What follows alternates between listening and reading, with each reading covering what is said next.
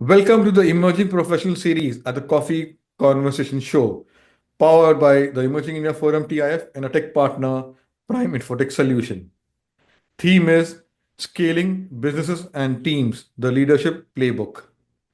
We have with us Animesh Tyagi, Chief Operating Officer at RV OPV Pharmaceuticals. Friends, right now he's based in Vietnam, so this becomes an international episode. So Animesh brings to the table 17 years of experience and a dynamic career spanning across India, Vietnam, and Cambodia. Animesh has established himself as a leader in business operations, strategy, and pharmaceuticals. Currently serving as a Chief Operating Officer at RV OPV Pharmaceuticals. He oversees large scale operations managing over 800 team members while ensuring excellence in manufacturing, regulatory affairs, and finance. Having worked with industry giants like Abbott, Ranbaxy, Cipla, McKinsey, Animesh brings a wealth of knowledge in business growth, leadership, and operational excellence. In this episode, we explore his career trajectory, key leadership insights, his vision for the pharmaceutical industry, and who Animesh is a person. So his personal journey also we uncover. So welcome Animesh to today's coffee conversation. Thanks, Amir. Thrilled to be here. And Okay. thanks for inviting me for this engaging session. Wow. So let me explain you the flow and the format. There are three rounds: professional journey round, the personal journey round, and a surprise, the rapid fire Okay. round. Okay. So for which you have to be in your witty, funny, and quick, and you get a gift also. Okay, great. Niche marketing, which will be autographed and sent to your address in Vietnam. So we Sure. have done that with our international coffee speakers, and they have Yeah, appreciated by so much effort you're taking to sending it international. So don't worry, correct. each coffee speaker is special and a coffee tribe community member. So, Sure. friends, I'm Lion Amir Virani, host of Coffee Conversation and Legal Tech Evangelist at Prime Infotech Solution, author of 15 books. We help law firms, corporate legal startup SMEs with world-class technology and software licensing and tech training solutions. So, my first question, Animesh, how has the journey shaped up and what were the key defining moments? I think, Amir, my journey started with Abbott Healthcare. It's been close to 18 years now. And actually, it was especially the whole experience with Abbott was great because that's where I developed a deep appreciation for the critical overlap that sales and marketing has. We generally, when we talk sales and marketing, you'll have a sales guy who will say that sales is more important, and you'll have a marketing guy who would actually try to prove that it's him who's driving the business forward. But I think the functions are not independent of each other. But I would say that they complement. One, and the way I see it is that one creates a need, the other fulfills it. So that basically the balancing between the two roles, especially at that starting point in my career, has allowed me to wherever I've gone, maintain that balance and ensure that the teams are not only complementing each other but leveraging each other's capabilities and I would say charisma. Well, Wow. the other moment was when I was with Koffee Pharmaceuticals. It was a startup, and we crafted a go-to-market strategy for brands of GSK like Celine and Ceptron that were taken over. And this was my first exposure to tier three, tier four. As you know, in India, the pharmaceutical market is very, very big. We service around 80-85% only. Still, I would say around 15-20% of the market, the primary healthcare is still struggling to get there. But so hence, it was exciting. It opened my eyes to a completely different customer segment as well as a patient segment. And then when I joined RV, got an opportunity to lead the acquisition for these two brands under the umbrella of one of the leading Asian conglomerates, RV Group, and it felt like coming full circle. So it was like a few years back, I was the one driving these brands in India, and then when I came over here, The discussion went around creating a larger presence for the group in India, and these two brands just were the right, I would say, the right product for the company to move forward. Apart from, my core has always been healthcare. Started with Abbott, did a bit of work in Ranbaxy, then Cipla happened. But I think one of the major pivots was McKinsey. Now, the basic culture in consulting firms like McKinsey is that they hire your cliched IIT IMs. And lateral hiring is something that's very, very rare in those firms. More to do with Yeah. the fact that they like to get people young in so that they can shape and mold them in their way of thinking, working, and designing. But I think same as you reached out to me, somebody from McKinsey reached out, got a reference from someone who'd worked with me in Abbott. Uh, it was the interview itself was a great experience. We had, I think, 11 rounds. They were still figuring out what to do with lateral hirers at that time. From there, I think the whole exposure to the art of problem solving, or the art of how you create scenarios and how you take decisions, and how each decision would have its own journey and own life, was something that took me to a very different level altogether. Beautiful. And so overall, these experiences has made me what I am today as a leader, and has helped me immensely to take up the role that RV Group entrusted me, my founder and chairman entrusted me with. So we'll be having conversation on your early days, then your newer assignments, and where many more things. So let's So, dive deep in the conversation. So Animesh, how do you balance strategy and execution, ensuring both short-term wins and long-term sustainability? see, Amir, I believe in thinking like a chess player and moving like a sprinter.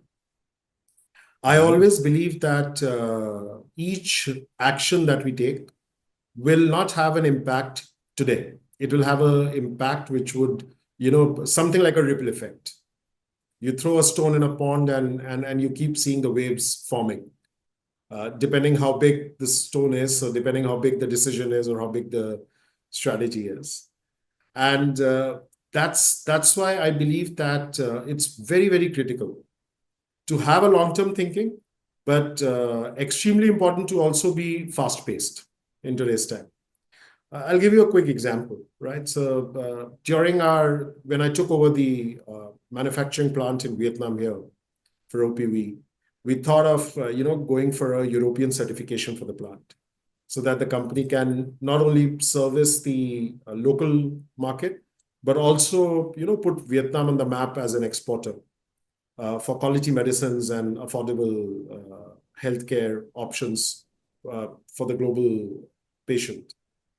And well, one of the things that I saw was that while our vision was the certification, but we had a challenge, a mountain to climb. We were looking at a 20-year-old plant, and by the way, we are the first ones to do it in Vietnam. Generally, when you look at international certifications, people go for greenfield projects so that they Mm. can create the layout as per the certification, as per the international standards. They can Yeah. create practices as per that. But we took a 20-year plant. We took the same set of people who were there with the company for close to 10, 15 years. And we did that. And the way to do that was to have a vision, a plan, but also have daily execution. So everything was mapped on a day-to-day basis, whether it was Mm. shop floor design, whether it was shop floor visits, whether it was Gemba walks, whether it was SOP drills. So I think that's something which each leader has to look at.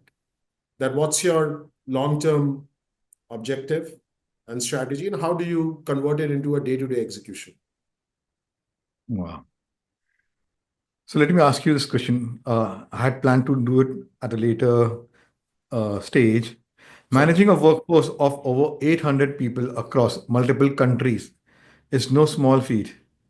What's your approach to building and leading high performing teams? Well, see, one of the key things when you're, especially for a person like me who's an expat in the country, right, is to have three things: a clarity of thought process or clear communication, as you would put it. I call it my three C's, right? The other is cultural sensitivity. And I think the third and the most important is the ability to give the right kind of courage and as well as reward to the people who are performing around you. So I think these three things are very, very critical. When, as a leader, you want to bring about change, as a leader, you want to drive performance, as a leader, if you want to, change direction in which the company is going. So that's my motto. Wow, beautiful. We'll continue conversation because managing 800 people. So we'll invite coffee speakers who are managing directors who have been 50 Sure, years in this in their respective fields and sure. have the conversation because we have also featured Ritesh Agarwal. He's Mhm. based in Bangkok and he's Asia Pacific vice senior management person from the Mhm. HR, means managing Ah, talent. okay. Oh, that's So that will be interesting. yes, and inviting Vikesh Walia also. So he's been Mhm. an industry leader, and now he is working in India and international for independent directors who Ah, play a critical role in the companies, not only in India. I learned by independent directors is not limited to India region. It is mhm. a global if a format and requirement where companies have independent directors. That was a Sure. learning. So through Yeah, coffee, I get to learn a lot. Okay, my horizon, my learnings, and so each one is contributing to the journey. So let's continue. sure. So, in a competitive industry like pharmaceuticals, Animesh, how do you foster innovation within your organization? Mhm. Well, if you truly ask me, innovation, let me take a step back, Amir. Right. See, if you look at the Indian culture, right, I think one of the key things that we miss is the entrepreneurial mindset. And it's a lot to do with how we, grow up in our families, how we are pitted against each other, how failure is a very big stigma, right? And I think it's become even more prudent with parents becoming more careful about what their children are doing, what they're not doing. So my philosophy for this is very simple. I believe that we need to have safe zones for people to fail forward. Hmm. Because if we are not ready to allow people to go beyond what they know today, and there's always a risk to that, right? In life, whenever you're doing something new, there's always a 50-50, right? There's flip of a coin, unless until you're carrying the coin of Sholay, right? Where Amitabh Bachchan had heads on both sides. So he was absolutely going to win either ways, right? But if you don't have that, then Hmm. you need to create a safe zone to fail forward, because people will try, they will fail. But I think for me, it's who's trying the most. For me, the reward is that. Or for me, the person to reward is that person who's thinking, who's trying to do something different. The results will happen. It's the effort that counts, especially if you want to foster innovation. Wow. So, Animesh, with your experience in consulting at McKinsey, what role does data-driven decision making play in your leadership approach? Ah, it's something that I coined in McKinsey because they use this a lot. It's called the flowchart way of thinking. And I think for the last 10 years, anybody who's worked with me, they will, if you ask them that what they remember or what I talk, I think flowchart way of thinking is something that all of them would talk about. See, what is a flow chart? When we were kids, we learned how to create a flow chart where there's a problem, there's a starting point, and with every decision that you take, there's a yes and a no, and then there are way forwards to each of the scenarios, right? And I think that's what McKinsey added, because when I went there, I already had around 7 years of experience, had done a bit of sales and marketing, both across brands like Abbott, Ranbaxy, Cipla. The thing that took me to the next level there was adding this to my, I would say, to my thought process, to my capability. And what it has shown me, honestly, Amir, is that it not only allows me to manage stakeholders around me or below me, but it's made me very decisive and sharp in the boardroom. Because whenever there is a discussion happening, if you're quickly able to form that if a discussion goes in one direction, what would be the results? And if it goes in the other way, what could happen? I think that makes the discussion very, very fruitful when you're talking, especially at the CXO level, or even when you're talking at an HOD level, where you're talking to people with 15, 20 years of experience in their function. So I think that's something that I would say McKinsey added. Wow. Okay. So from your early days in sales and marketing to becoming a COO, how has your leadership style evolved over the years, Animesh?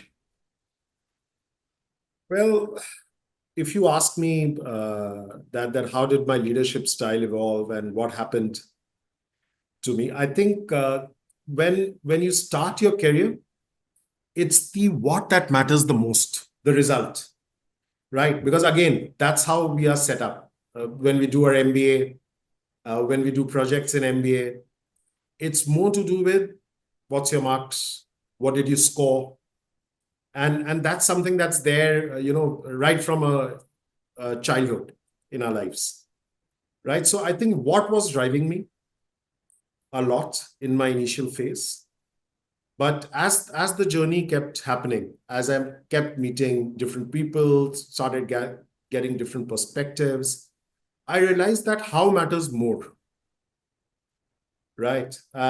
Because at the end of the day, people would connect to you not for what you know, but how you care for them. Yeah. Right? Because and that's what people remember. So if somebody says bad about me or not too good about me, it's because they remember what I said to them, did with them, rather not what intellect I carry or what solutions I gave to them, but it's that one bad memory. And the ones who appreciate me or want to, continuously be associated with me, they remember the good parts. So I think it's the how, Amir, now. And I think that's where a lot of companies and a lot of leaders today are talking a lot about mindfulness, talking a lot about meditating, talking a lot about, creating groups of senior professionals meeting once in a month, once in a quarter, sharing their thoughts, sharing their feelings, because that how has become more important. Yeah. Because everybody believes that today what will happen? The result will come if the process of how is in place. Beautiful. Thank you for that. How? Yeah. The focus is on how. Yeah. Yeah. Okay. So, Animesh, you have worked with leading pharma giants like Abbott, Ranbaxy, Cipla. What are some key industry insights you have gained from these experiences which are helping you now at RV? See, to be very honest, these are not companies, right? They're leadership classrooms. And I have been lucky enough not only to work in these companies, but get challenging assignments as well as opportunities to grow in those assignments. So if I break it up, Abbott taught me precision and process. That's a company, if you look at it from the way they are designed and the way they want to function in different cross-functional structures, they are very, very specific, and everything is like a clockwork. You know that if you want to achieve a certain goal, what are the 5 steps you have to take to get there. It's that precise. If you look at Cipla, I think they are known for their innovation with empathy. Whether you look at their ads and the way they have gone about bringing inhalation therapy to the country, where even the doctors are more comfortable prescribing orals for diseases like asthma, COPD, which is chronic obstructive pulmonary disorder. I think Cipla is actually walking the talk at each layer. So if you look at Berog Zindagi, the thing that they're doing today, right? I think they had taken Priyanka Chopra. It was, I think, a couple of years back. So it's their actual commitment to improving the patient's life, right? And then Ranbaxy was a completely different experience, Amir, because I was hired for a different role. But when I joined, I had a meeting with my business head, and he said that you're not fit for doing run-of-mill things. So he gave me a division that was, had been launched 3 times earlier, had failed 3 times earlier. And then he gave me a target that, see, I want to see the division reaching a certain level in 12 months' time. So I think revival and turnaround is something that I got exposed to in Ranbaxy. And if you ask me how all these things have helped me, see, I've joined a company that is, again, is started very young, only 18 years old in its journey so far. But my founder and chairman, I'll just bring him up. He's, as my Ranbaxy business head was, Mr. Hari Krishna, a very important force in taking me through that entire process of not only talking sales and marketing, but getting into operations, how to do a revival, how to approach a customer that you have made unhappy, and how to turn him around. So he was the guy who taught me all of that. And after joining Rajiv, I think he has opened my eyes to the capability to be constantly in churn. And that's what I tell him always, right? That he's one guy who's constantly thinking. And in the last few years, through acquisitions, he's created a mammoth organization. So we have businesses in Myanmar, we have businesses in India, we've taken over factories, manufacturing facilities in India, gone for U certification, achieved it. Took a 20-year-old factory in Vietnam, went for U certification, achieved it. Took the largest manufacturing plant in Myanmar and still keeping it operational with the current scenario that's prevalent there. So I think all these 3 experiences allowed me to bring whatever I could to the table for a person whose constant endeavor is to grow and help the people associated with him also to grow.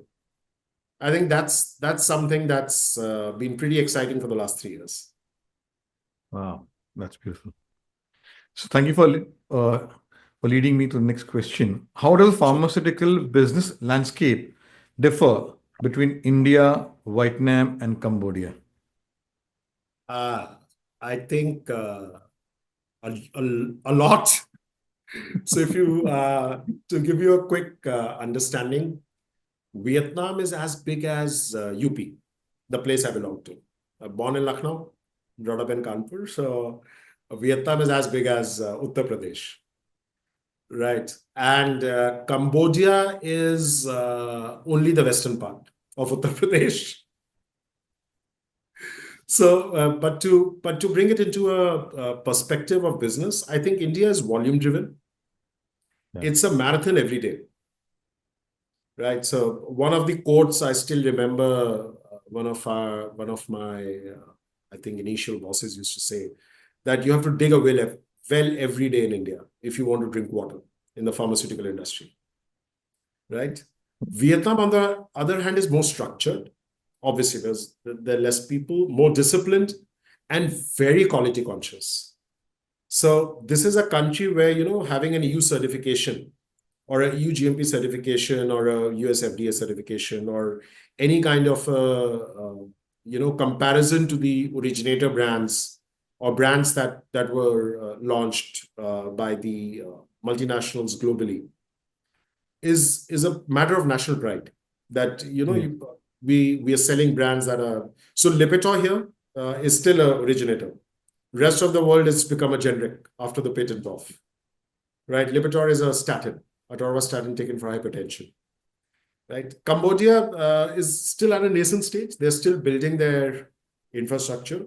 Coincidentally, RV as a company is also pretty nascent in the country. So we ourselves are building our infrastructure and brands there. But I think important is to adapt your approach and rhythm to each market.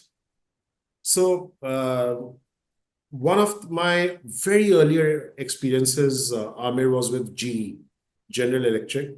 That was something that I Mhm. did when I just passed out of my graduation. And you prepare for your MBA and you want to do something and not be sitting home. And I think key principle that I learned there was the best practice sharing, because G was known for it. And they would say that copy shamelessly. In every town hall of G by Mr. Pramod Basin, who was heading there, he was like, if you see something good happening somewhere, copy shamelessly and take it to the next level. But keep Yeah. in mind that what you're copying is not a exact fit. You have to tweak it. You have to make it acceptable to the current DNA of the system. And I think that's something that I still apply. So that's why it's been easier to get into Vietnam, move into Cambodia, do a bit of India as well. Beautiful. Yes. So let's go to memories. Uh, Sure. Pandemic impacted the pharmaceutical industry. So my question is, the pharmaceutical sector has faced rapid changes, especially post-pandemic. Mhm. What are the biggest challenges and opportunities you see in the industry today? I think, Amir, which all of us are still, even you and me are doing, I think we moved to proactive care now. Yeah. See, up till 2019, 2020, the entire healthcare industry, not India, I think globally, was symptomatic driven. So you needed a trigger, which was a symptom, for you to think about your health, for you to go to a doctor, for you to buy a medicine, for you to do tests. But I think what COVID did was completely change our mindset. What it shifted, right? The paradigm shifted, and people started talking about proactive care. So today, if you look at diagnostic labs like Suburban, if you look at Metropolis, if you look at even what Fortis has, or your corporate hospitals, uh, any day that you go, you'll see at least 20 people getting a health checkup done, which is not funded by the company. It's a personal cost that people have started building up for themselves, right? And their families, saying that every 6 months, or if I'm prone to diabetes, then every 6 months I should have a health checkup to see whether I'm doing good, not doing good. And I think that's why brands like Celine, it's a 82-year-old vitamin C brand, have gained renewed relevance, because people now talk about immunity, people talk about lifestyle, uh, and in turn, the supply chains have become localized. Now people are not saying that I want to, take the product from somewhere far away, because if something like COVID happens, the product is out of the market. And I think that's the thought which has also resulted in for RV at RV we've started doing tech transfers.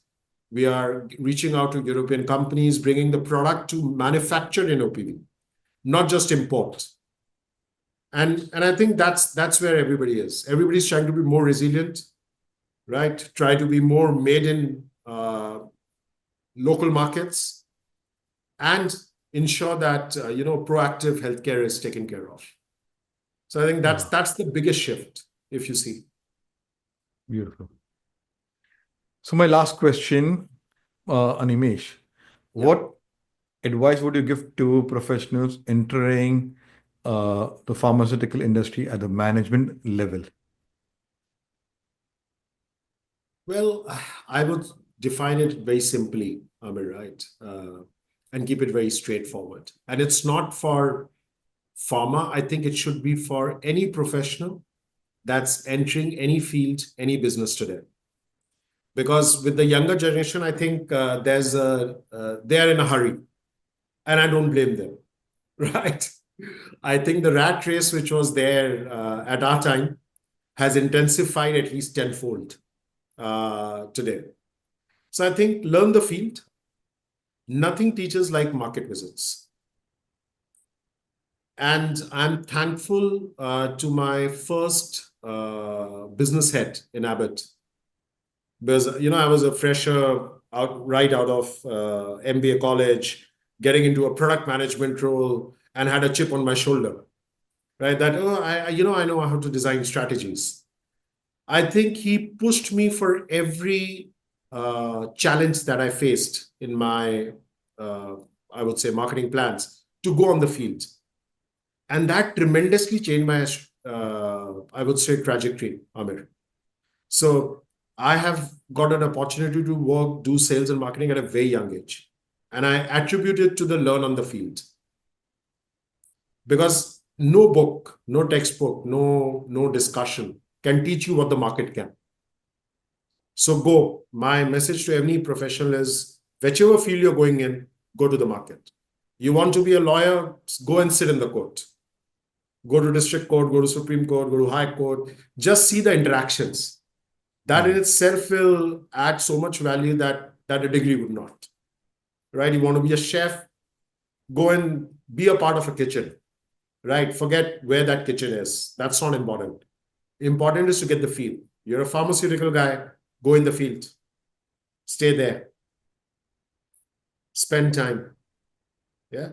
The other thing is, I think, is to stay humble. And when I say stay humble, I don't mean when you've achieved greatness or when you're a business owner or when you've become famous. I think humble with every success. Learned it the hard way, Amir, in my life, right? That success doesn't guarantee tomorrow's survival even. The world is so volatile, so fickle, that you just, and we keep saying this, you're remembered for your last day. But it's become a norm now. For not even, I would say not for freshers, but even for experienced professionals. So it's important to stay humble and then adapt fast, right? So if you look at digital, right, you and me talking on a podcast today, 2019, people said that India is at least 10 years away from a digital revolution, where digital becomes a part of daily life. 2021, a petrol pump who fills gas in your tires is pointing a UPI code in front of you and saying, don't give me cash. Right? So if you can't adapt, right, fast enough in today's world, you out. You will become irrelevant. So I think these three things: learn the field, stay humble, adapt fast. Beautiful, Animesh. So let's go to the next round and understand Animesh person. Tell us about your family and your formative years. So, Amir, I was born into a business family. My father started his business at the age of 18. When I was born in, I would say, a decent amount of opulence. But along with that, we were a very close-knit family where I would say words like consistency in what we do, how we behave, integrity, important to be honest, important to be truthful in relationships and with people, were the core values. From a perspective of my family members, my dad passed away when I was very young. So my mother, who worked in the education sector, right? She retired as a director in one of the educational societies in Kanpur. And she started her career very late, Amir. She started when she was 42. So at least till a year back, I used to hear her that I'm still not the age when she started her career. So I better not be cribbing about work pressures, cribbing about challenges at work.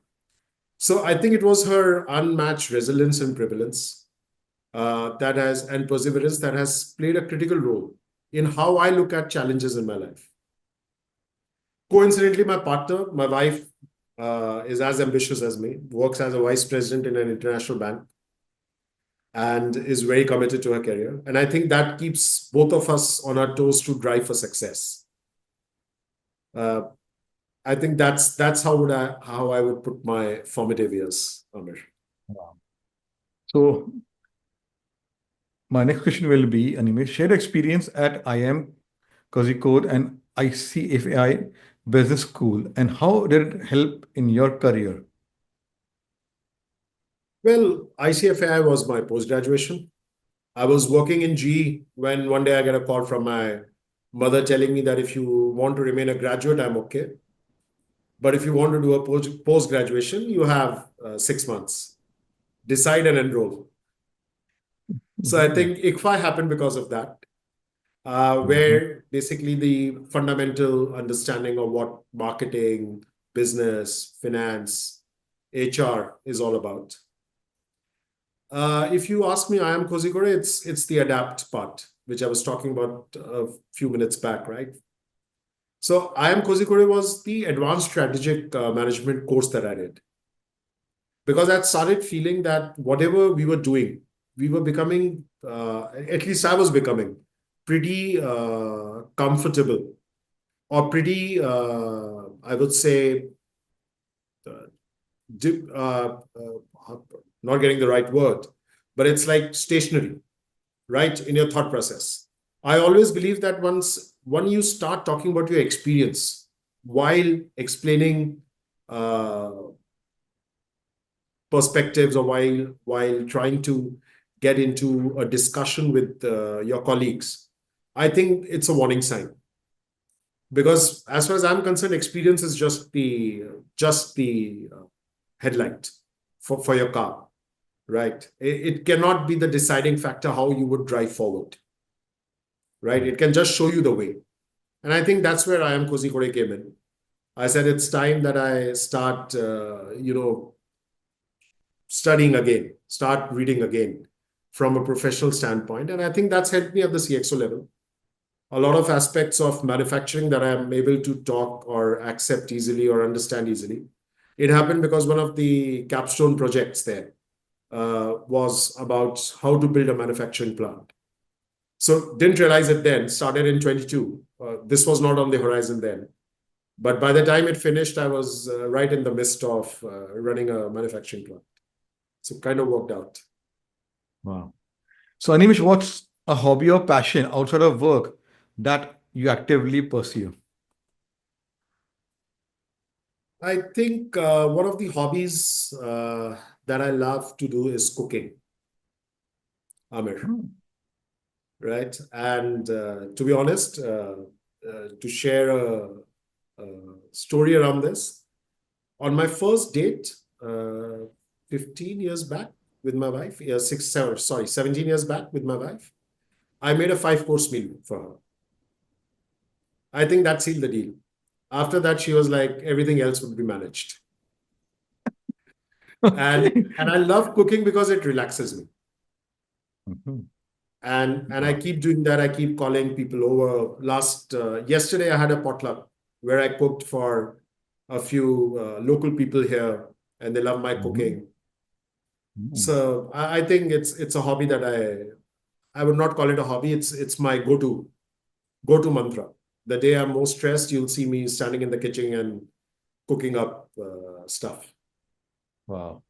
So, what's your favorite dish that any signature dish you have created, which is the Animesh Tyagi's dish? Not reached there yet, Amr. But I can cook your favorite dish someday, Oh, right? it's But I think I started with your veg au gratin. That was something that is my trademark in veg dishes. In non-veg, I cook a mean dhaba chicken curry kind of a thing, Mm. right? And I have 4 or 5 different variants of it, so that Oh, if I'm feeding the same person every time, they get a slight different flavor to what I have, but not a signature dish so far. Maybe, but yeah, it's a good thought. I think it's high time I start thinking about that. yes, because your passion is there and Yeah, passion is definitely you there. should reach that stage. Yeah, absolutely. So maybe one Okay. day you'll see Master Chef, Yeah, Indian. I would. Yeah. Yeah. Or Australia. That, yeah, why I've got not? one more Why not? question. So Why not? if you could pick one country to live in after your retirement, which one would it be and why? India. That's not even a question for me. So see, I'm working outside.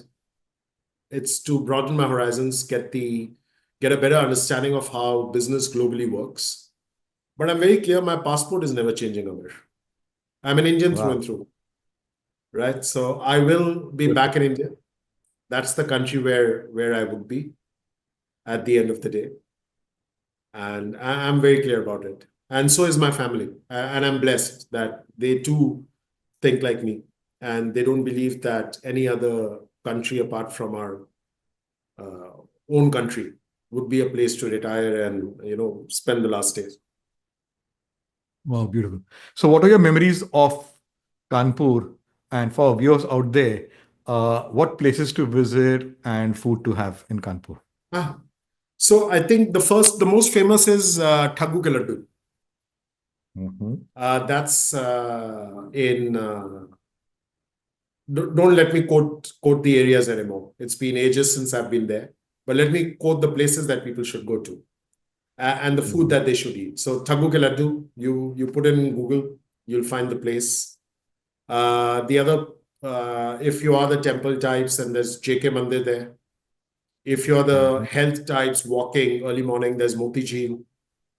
Mhm. If you want to, go to the side of the river, there's Bitur. It's around, I think, 40 kilometers from the city.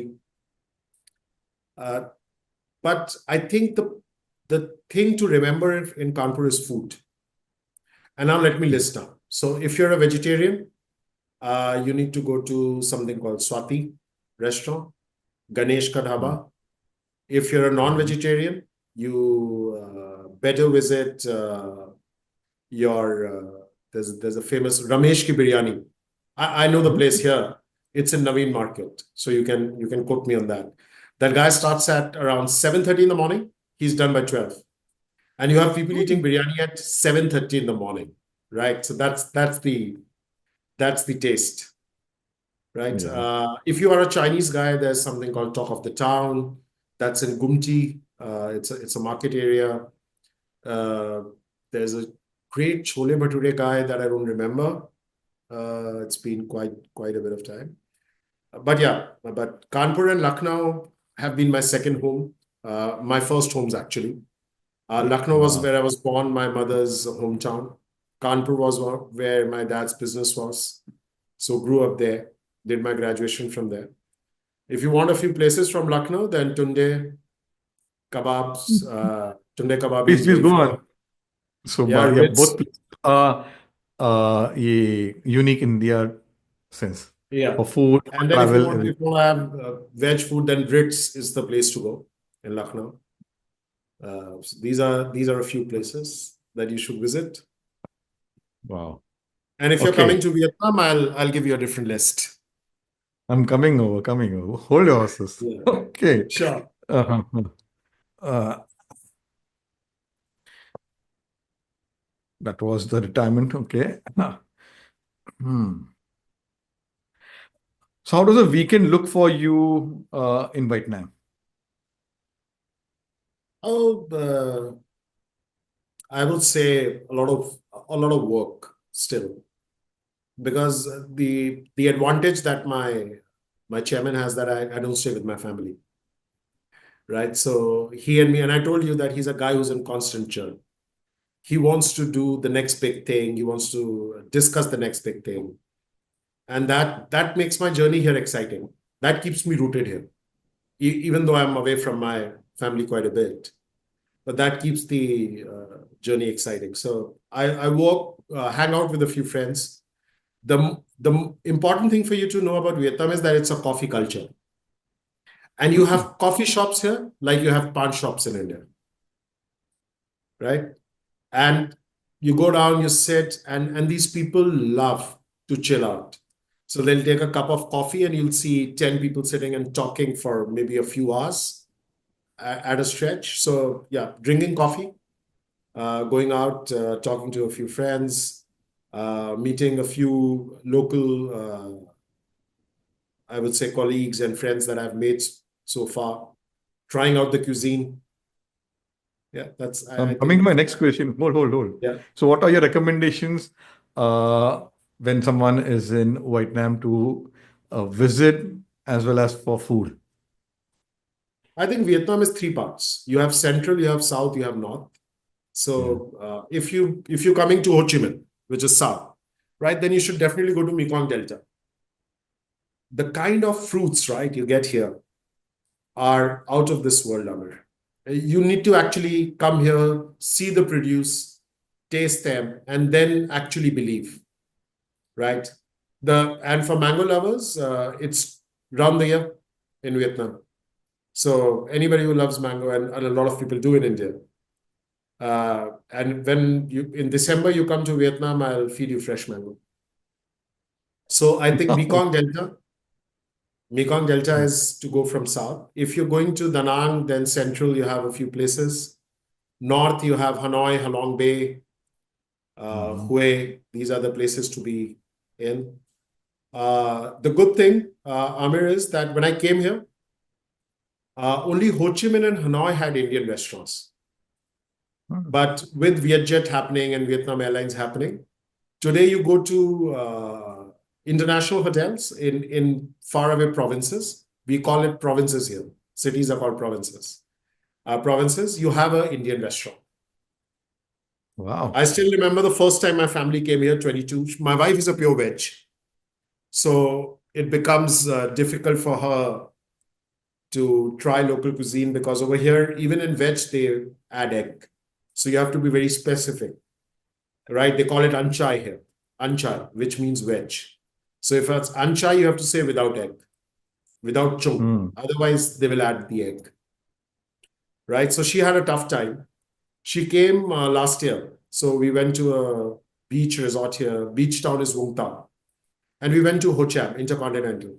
So while going there, because my son is a foodie like me, eats everything. He's like, we'll, pack some crackers for mom, dad, for the 2, 3 days we are there. She can do with crackers. And, you and me should enjoy the local cuisine. So I'm like, Okay. he wants to, we have to. And she's like, okay, let's go. And we reached there, we reached the restaurant. And even before we are sitting, there's a guy who walks up, a hostess walks up to us and says, you're Indian, right? And we said, yes. And they present a Indian menu to us, Amir.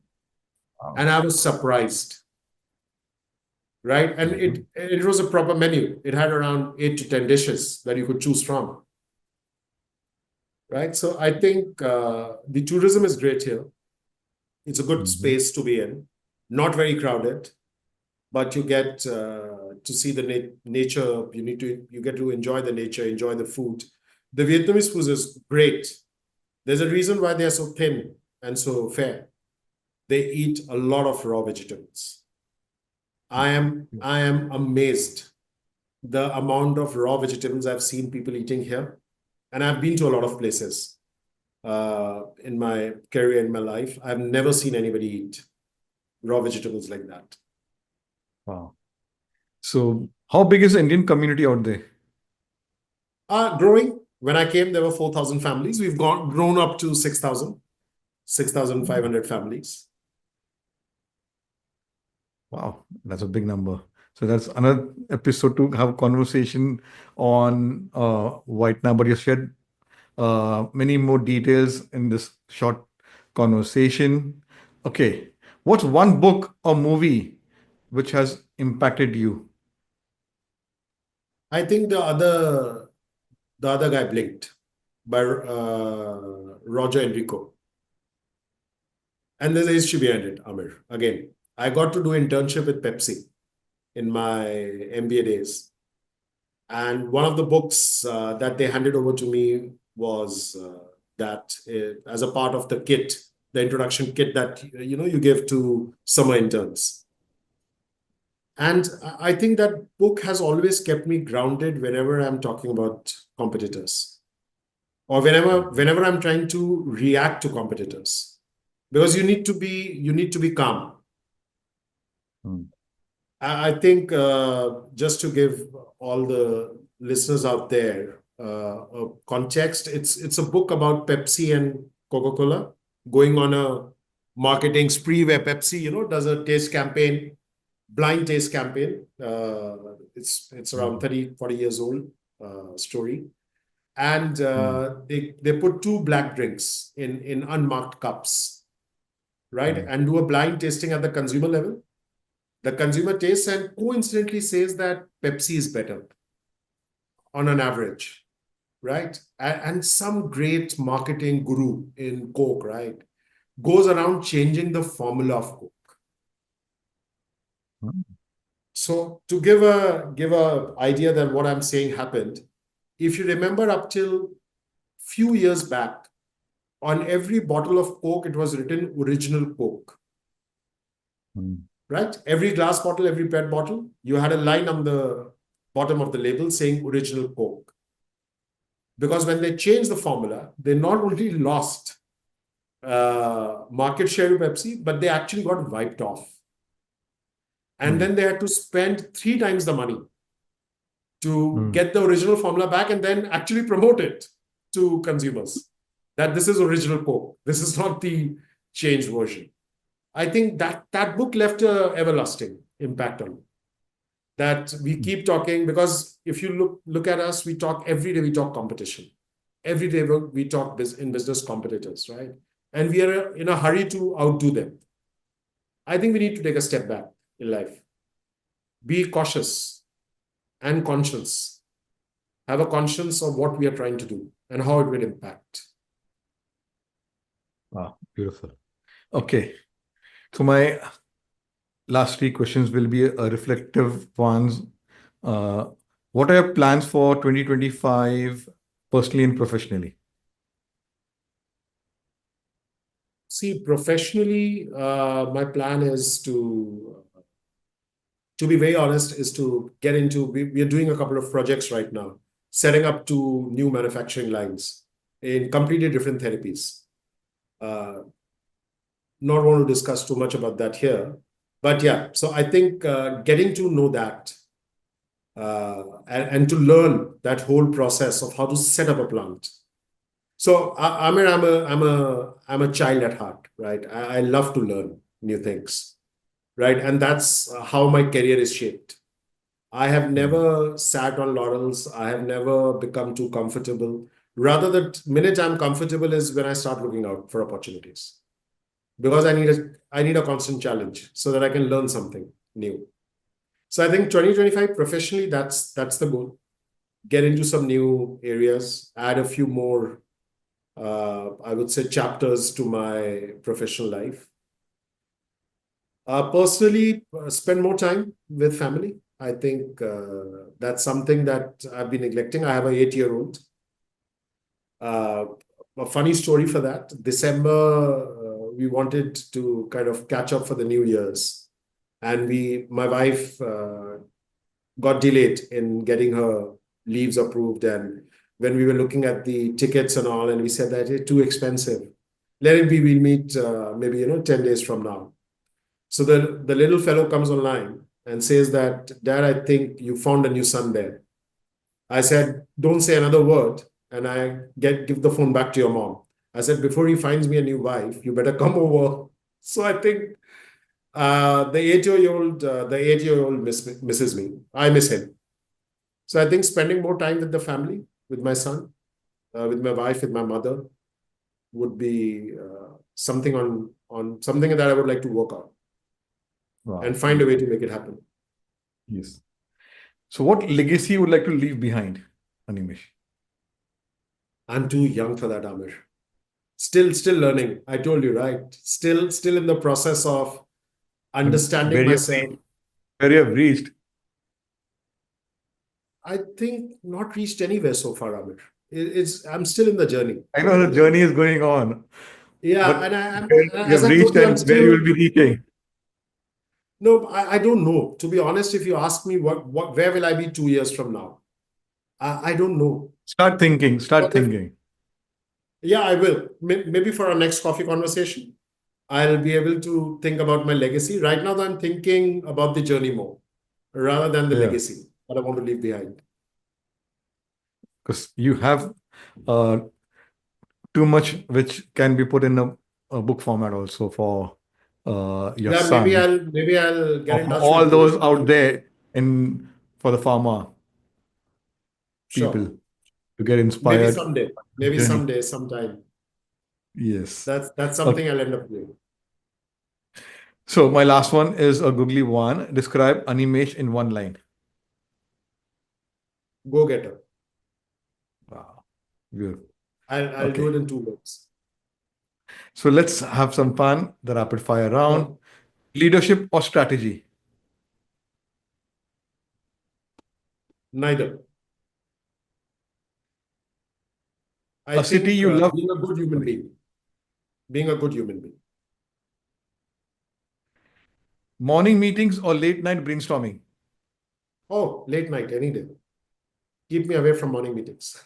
Wow. A skill you'd like to learn? How to be calm? Okay. Go to comfort food. Ah, Chinese. My wife tells me that I was a Chinese in my past life. You give me chicken noodles, chili chicken. Oh, I'm all for it. Any meal, daily.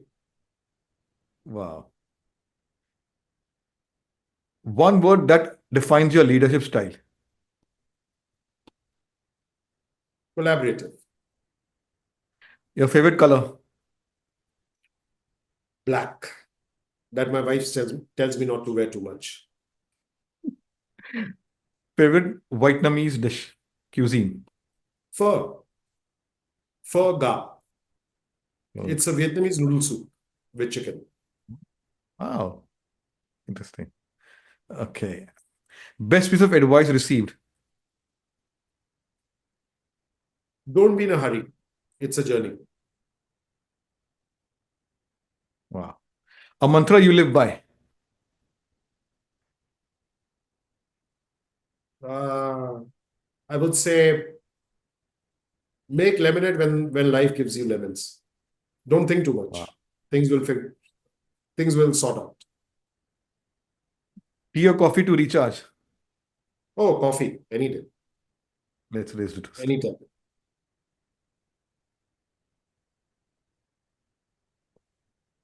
So you did well, Animesh, and here's a book which will be Thanks, Hammer. contributed to you. So, friends, it was a lovely conversation where Animesh started, and now he's leading a workforce of 800 uh, spread across different countries, and how the founder believes in Animesh and keeps him on toes, and how having a 20-year company plant, he's transforming, making changes. The three C's he shared, that was communication, culture, and I'll try Consistent to recognition or huh, courage. courage, courage. Let me frame it together. So communication, culture, and please add it. Yeah, courage. The- This is the episode where very interesting how he started from his early days from Kanpur and uh, Lucknow, Kanpur, and he is a master chef. So he'll be preparing his signature dish.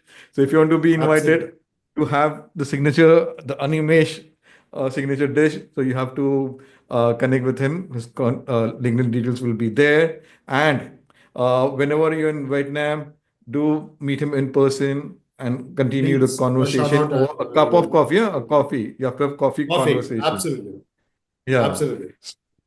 So, friends, this is what our coffee speakers bring to the table, their exciting journey, professionally, personally. There are fun facts. And if you want to be featured like Animesh, visit our website, the Emerging India Forum, or LinkedIn page, or get one of our coffee speakers to put in a word, like how Animesh connected with one of our coffee speakers, Alim Merchant, because his first podcast, interview, conversation on a forum like this.